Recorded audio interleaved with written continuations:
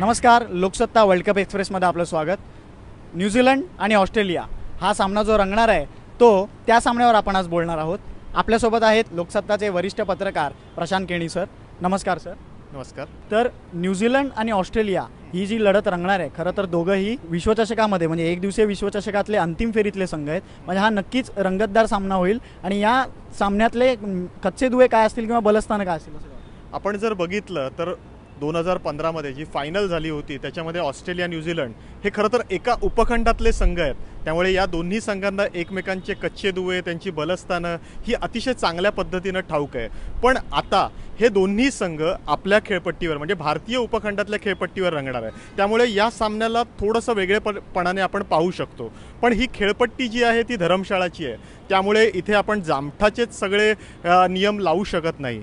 पण त्याही परिस्थितीमध्ये ऑस्ट्रेलिया न्यूझीलंड हा सामना जे एका उपखंडातले असल्यामुळे हा सामना अतिशय रंगतदार होईल असं मला वाटतंय। हा नक्कीच सामना रंगतदार होईल, पण यामध्ये असा मुद्दा आहे की न्यूझीलंडनी विजयी सुरुवात केली आहे, पण ऑस्ट्रेलियाची ती अजून नाही। म्हणजे ऑस्ट्रेलियाचा हा पहिलाच सामना आहे, त्यामुळे प्रेशर हे ऑस्ट्रेलियावरती असेल।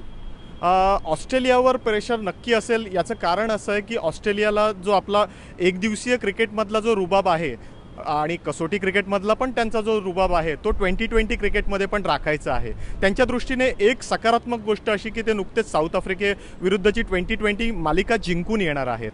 आणि न्यूझीलंडच्या दृष्टीने अतिशय चांगली गोष्ट अशी की ते पहिला सामना ते सुद्धा भारताला भारतात हरवणं ही खूप मुश्किल गोष्ट आहे, पण ती करून ते नंतर आता ऑस्ट्रेलियाबरोबर सामना करतात।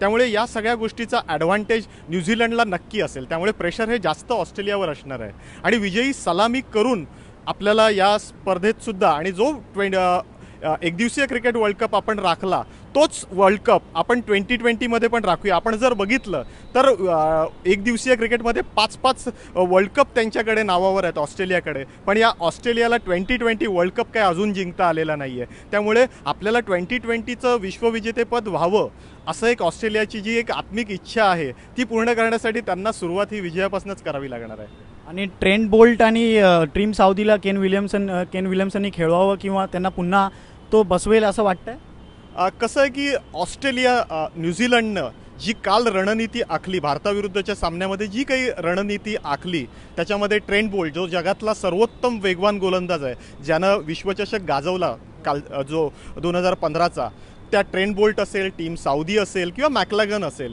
या 3 महत्त्वाच्या वेगवान गोलंदाजांना बसवून कंप्लीट फिरकी रणनीती आखली। आता धर्मशाळाची खेळपट्टी कशी असेल यावरनं या सगळ्या रणनीती न्यूझीलंडच्या ठरणार आहेत। पण सध्याची परिस्थिती पाहता ती फलंदाजीला अनुकूल आणि वेगवान गोलंदाजीला मदत करणारी असल्यामुळे त्यांना आपली जी मुख्य फळी आहे मग तो ट्रेंट बोल्ट साऊदी यांच्यासहितच खेळणं जास्त महत्त्वाचं ठरणार आहे। तर दोन्ही संघातले एक गेम चेंजर खेळाडू, दोघांपैकी दोन्ही संघातले एक नाव कोणाकोणाचं घ्या। केन विल्यमसन हा न्यूझीलंडकडे, त्याचप्रकारे ऑस्ट्रेलियामध्ये जर आपण बघितलं तर डेव्हिड वॉर्नर आहे। तर न्यूझीलंडकडून केन विल्यमसन आणि ऑस्ट्रेलियाकडून डेव्हिड वॉर्नर हे या सामन्यातील लक्षवेधी खेळाडू ठरतील असं प्रशांत केणी यांचं म्हणणं आहे। तर नेमकं बघूया या सामन्यामध्ये काय होतंय आणि हा सामना कितपत रंगतोय। तोपर्यंत लोकसत्ताचे लाईव्ह अपडेट्स पाहण्यासाठी सबस्क्राईब करा लोकसत्ताचे यूट्यूब चॅनल। धन्यवाद।